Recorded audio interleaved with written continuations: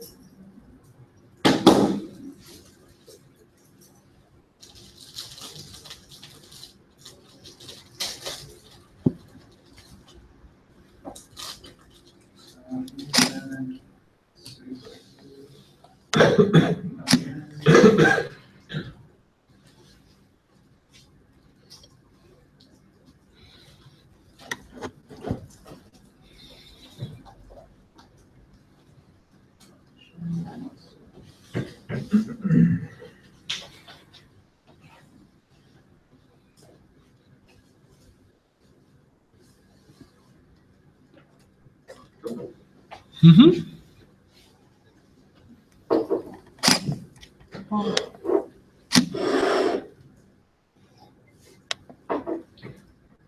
Okay, so welcome our next speaker, Matt, and he will talk about Vim, the IDE. Cool. Thank you, folks. Had a long enough introduction here. Yeah, repeating again. Yeah, Vim IDE. Yeah, a little bit about me. We already mentioned, coming from Hamburg, engineer at Yelp. Disclaimer, blah, blah, blah. I'm doing this on my work PC and all of that, but I'm here personally, not professionally, whatever. Yeah, so Vim the editor. I was first introduced to Vim about when I was in college, about 10 years ago, and I've been using it pretty much since then, nonstop.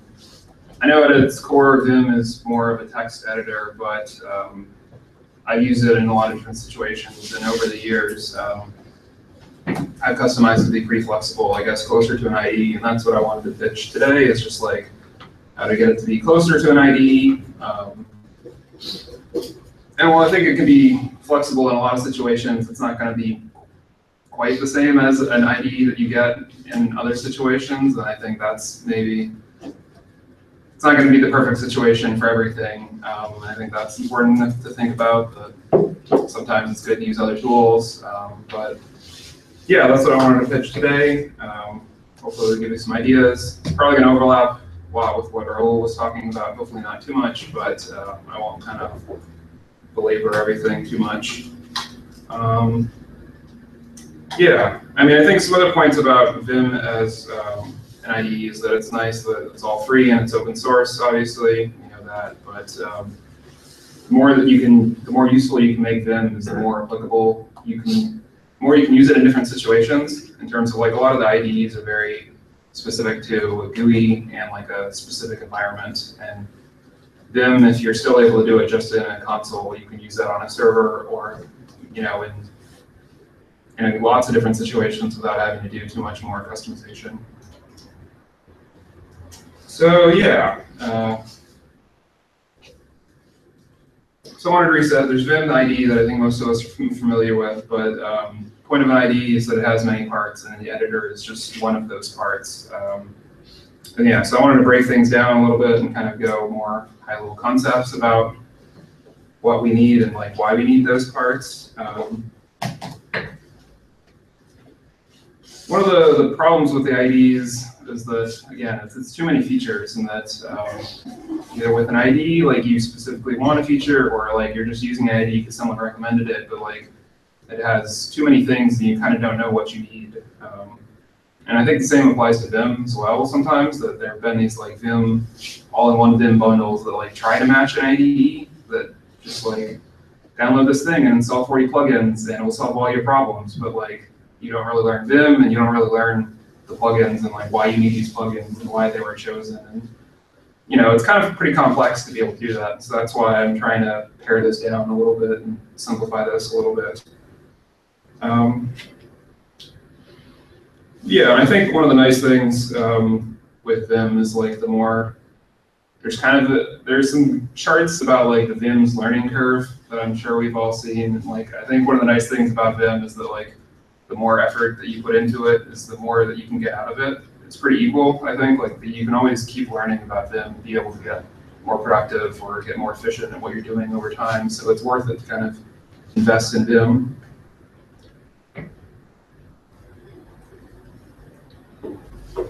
So in an IDE, what features do we want? These are my kind of top level categories for stuff and how I'm going to break things down. Like navigation is what I want to focus on first. Editing, I won't do too much. And then kind of, I think external interactions covers a lot of stuff. That's where it's a lot more kind of flexible for what you want to bring into Vim, what you want Vim to be doing outside of it. Yeah, so let's jump in. So for navigation, yeah, generally what you want to be doing is finding things, obviously. And, you know, I think the main things are like finding things in your current file, other files, or searching for stuff that you kind of either have some level of like either you know what you're looking for, you don't know what you're looking for, but you're searching for stuff. And so starting off with finding things, like I'll recommend ControlV here. I think one of the things that I haven't seen people mention is there's a Python matcher that like I'm happy with ControlV's interface and what it does. But yes, it is slow, but when you use this Python matcher, so like the problem with the ControlV is when it does the matching, the fuzzy finding inside a Vim script, it's slow. And so this brings the fuzzy finding into Python and speeds it up significantly. And you know, that was one of the reasons I was at work when I was using this. It wasn't fast enough because it was tens of thousands of files, but with the Python matcher, it does work over tens of thousands of files. And like I was checking out the Linux source code as an open source example, and that's with 60,000 files, fuzzy searching is pretty much instant. So that's, I think one of the other problems I have with Fuzzy Finder is that I use GUI Vim. I prefer to use GUI Vim, and so like Fuzzy Finder, I think pretty much only works when you're inside of a terminal, and like Fuzzy Finder pops up and controls Vim. So like ControlV keeps all of the fuzzy finding inside of Vim. You don't need to work with an external tool. I think ControlV is also really good for the buffer fuzzy search as well. Mm-hmm. Use that all the time. Yeah, well, that was going to be my next thing. Here's ControlV. I do it at the bottom here. I guess I won't jump into kind of examples. I'll maybe go through my slides, and I don't know, we can go back if anyone wants to go back. I can recommend also to try another one, Command V, which is implemented in C, but it's fuzzy, so it's good. Okay, yeah, I think I remember seeing that. But don't you need, like, because it's in C, you need a compile part? Yeah, you need to compile. Also? Yeah, but with the installable plug or bundle or whatever, they do all these things automatically. Yeah, plug will do the compile. Yeah, it's really, like, it's faster than ControlV. Definitely. Nice. Also, another alternative is the Silver Searcher, which is just an improved grep. Yeah. And you can configure ControlP to use AG, which is a shortcut for the program, instead. I've turned caching off in ControlP and are using Silver Searcher. Yeah, it's super fun. Yeah. Yeah, that's what I do as well, because ControlP is reasonably flexible in terms of like you give it a list of files and it does the fuzzy searching. And so like I think doing git ls files is one option. If you're inside of a source control thing, you can use AG to do this searching without caching. That's generally what I do as well. Like so that's pretty much instant for me as well, without caching, I guess. So that's the other option, is to have it build the file list and cache it and search the cache, not like you real-time search, but then you run into issues whenever you add or files and you have to regenerate stuff and blah, blah, blah. Yeah, I find most of the stuff the GT, like I do go jump to file, go to buffers, go to recent files. That works. It's a good mental key for me. Yeah, so project navigation, I wanted to pitch Nurtury, which I know has been mentioned before, but I've gone a couple steps further, I think. My problem with Nurtury is great. Project drawers, I know there have been some blog posts about that, whether it's good or not inside of Vim. But I think how it's progressed over the years is so like, Nurtury was kind of the initial project drawer that would stay open on the left side or right side or whatever. What always frustrated me is when you would jump between tabs, it would create new instances of Nurturies. So you would have different like locations of where you're at across your thing. So Nurtury tab is another plugin on top of that that lets you synchronize your Nurtury. So there's only one project drawer, one instance of Nurtury across all your tabs. And so that makes it a little more like a normal IDE environment where like changing tabs doesn't change everything, kind of. It's just like one project drawer that like, you know where you are and it's not going to change. Vim Vinegar is another TPOP thing. I don't know if we have a TPOP counter for like how much it gets mentioned. Yeah. So his idea was then to switch the project drawer to like, we don't need the project drawer on the right, but always making it available with the minus key. And I've really grown to this kind of concept of, you know, here's an example, but like the project drawer just becomes more of like something you can swap to. So it's like you're in a buffer and the minus key will always bring up the project drawer. And so he did this with NetRW. And then what I just meant, Vim Vinegar. So Vim Vinegar is his plugin, and this is a fork of it that I recommend that combines the Vim Vinegar minus key concept with Nurtury. Because I really prefer Nurtury for whatever other stuff it gives you. And so you're kind of like, you don't have to go into your project drawer or leave your project drawer open. You can always just use the minus key to kind of toggle back and forth. And that's been pretty good for me, because again, it's like, you don't always need the project drawer, but if I need it, I can pop into it wherever I am immediately, like in a buffer, and just kind of go with it. So it also closes, or? You kind of toggle with it, I guess. What's the difference with toggling Nurtury? Because it doesn't redraw everything, I guess. I Like don't know. that's my preference. Like, so let's see, where am I? I pulled open Django source. Yeah, so this is MacVim. If this makes sense, I've got 3 buffers here. I guess 3 splits going. And if I hit minus, this is Nurtury now. It's not showing. Yes, you don't see. Oh. Oh yeah, because I'm not doing mirror. That's it. That was my other stuff. Yeah. Yeah. Just for the people watching on the stream, could you up the font a bit? Yeah.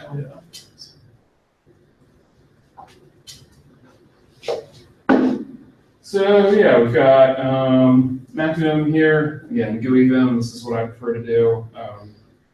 And yeah, I've got a Django, I've got a thing here, and so if I hit the minus key, it jumps into project drawer.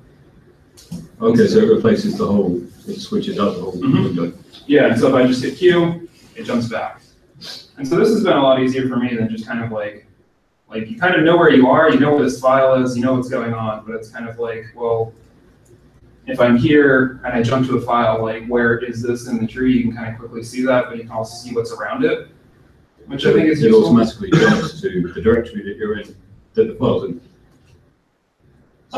Yeah, I guess because that's like, there's a Nurtury thing, it's like open Nurtury with the current file, not just open Nurtury, right? So that's what this is doing, is like open Nurtury with the current file automatically selected. So you always know, like, when you open it, it's going to be where the file's with current file selected. And can you open files in different splits for here?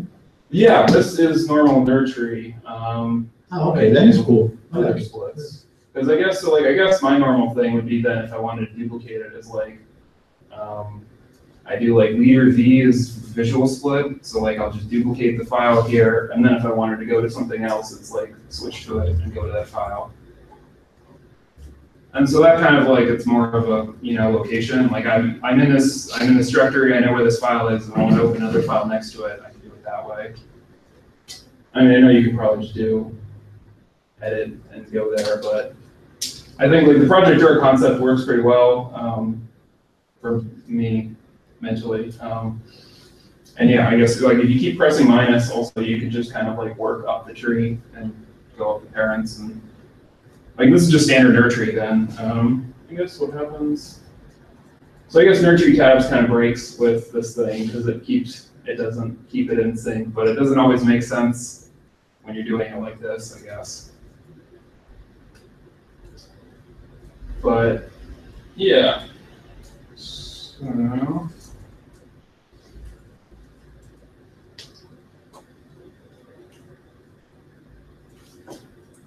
So yeah, I think the project navigation, I recommend the plus key. It's a little more easier and convenient.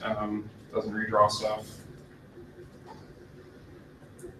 Yeah, I think nursery tabs also modifies the nursery menu a little bit more. I think that's the other thing that I like is kind of the GUI menu. A lot of times, you know, it's like I want to look for a file or I want to go to a subfolder, like I'll go there and then open up the nursery and be like, I want to add a file next to this file, or you know, I want to copy this file and rename it.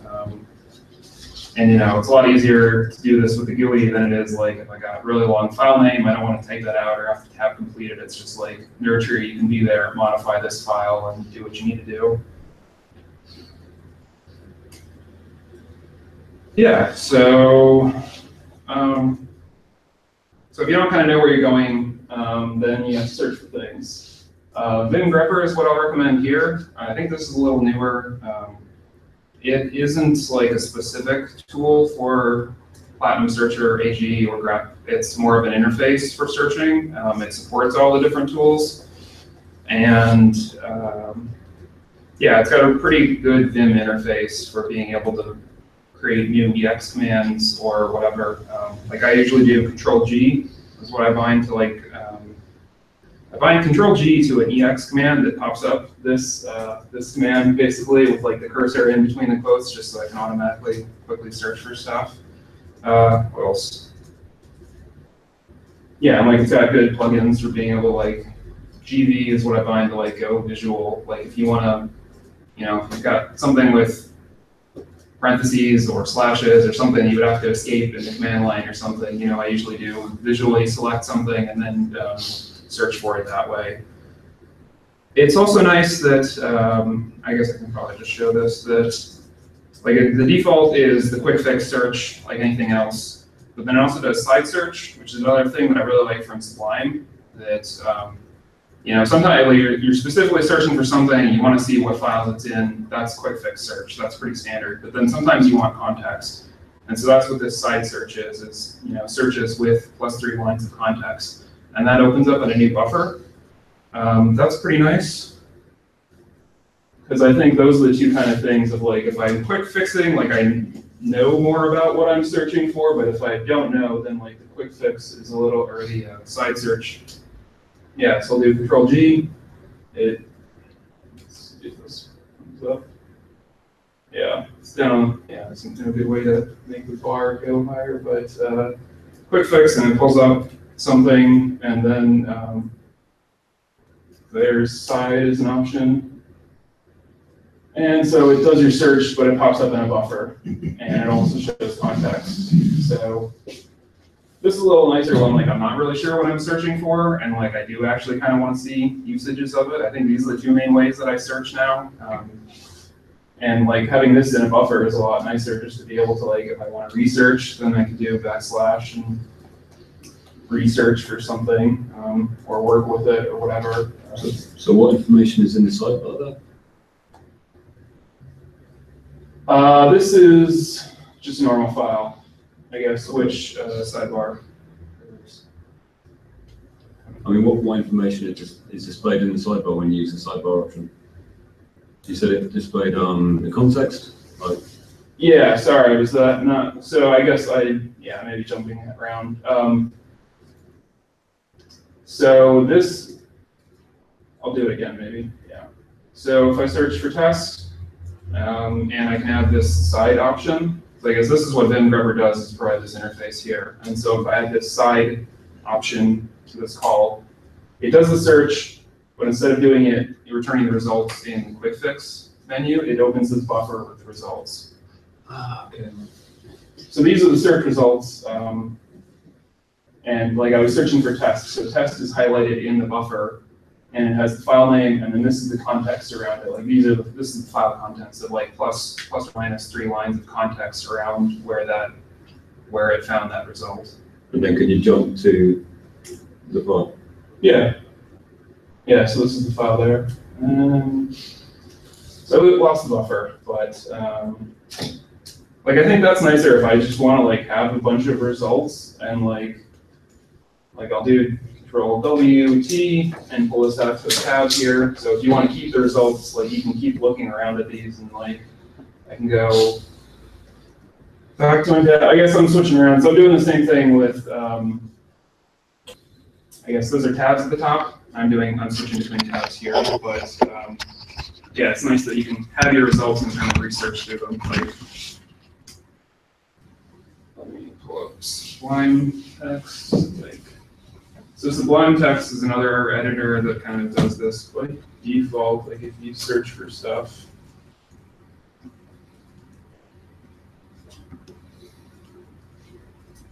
Oh, I don't even know where I'm at.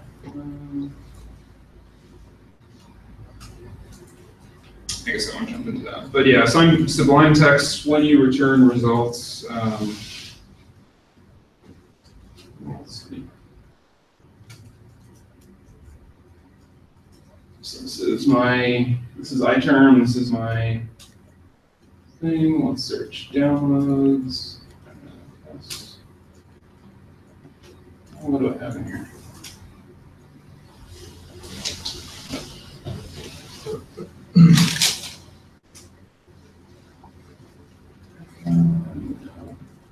No, is it going to do project search? Sure.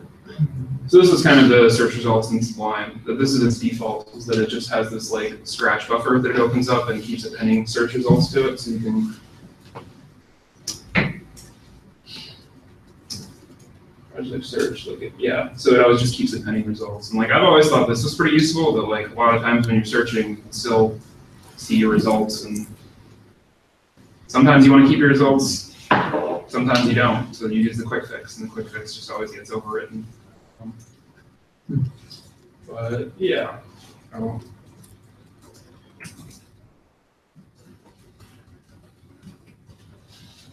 Yeah, I think I mentioned, so yeah, like it has support for multiple tools. So I think that's also flexible across multiple environments. That like, if you use this as your interface to search for things, like it supports grep. But you know, if you're on a server or a dev environment that doesn't have the Silver Searcher installed, or you know, like I've started using RG, the Platinum Searcher. I think that's like the next evolution of this searcher things. That this is based on Rust and is like ridiculously fast. So, but you have to like compile it yourself and have pre-built binaries. So like, I'll use that if it's available. But if not, like you can set up order of operations that'll just fall back to like either Silver Searcher or just grep. And so like you search the same. Search is always the same, but it figures out which tools are available for you.